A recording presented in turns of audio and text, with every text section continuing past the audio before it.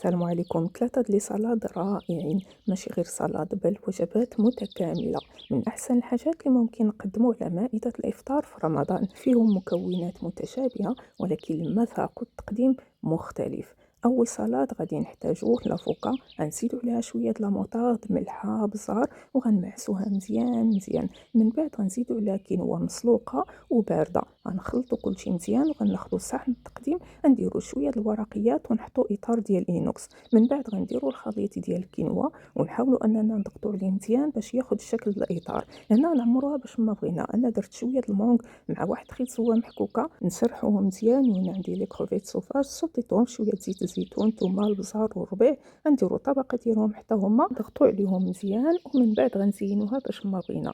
زينتها بالشرائح ديال الخيار على هذا الشكل والشرائح ديال المونغ. وباش ندير شويه د اللون احمر زدت حتى لي طوماط سوريز. وها هي السلطه الاولى ديالنا او الوجبه الاولى ديالنا بتقديم جميل والمذاق رائع. السلطه الثانيه سهله حتى هي. غادي ناخذ قطعه الخيار مقطعين، خيزوه محكوكه، كينوا مسلوقه وبارده، ونزيدوا قطع ديال الدجاج مقطعين طيبتهم غير في شويه الزبده، ملحه، بصل، ثومه، زدت لافوكا، جبن فيتا والطوماط سوريز. دابا غادي نصوبوا لاصوص. خديت شويه ديال لاموطارد، زيت الزيتون، خل تفاح، ملحه، بصل وشويه ديال العسل، وخلطهم مزيان. وها هي السلطه ديالنا الثانيه، قدمتها مع شويه ديال الورقيات وبالصحه والراحه. بالنسبه للسلطه الثالثه غنحتاجو خيزو مقطع على هذا الشكل، الدجاج حتى هو طيبته غير بشويه ديال الزبده، ملحه، بزار وثومه وفرتته على هذا الشكل، لافوكا، جبن فيتا والخيار قطعته شرائح على هذا الشكل طوليه ورقيقه. وهنايا عندي الرز سلقته غير بوحدو، من بعد غنزيد عليه خل التفاح وشويه د الملحه، ما كنبغيش ندير ليه سكر.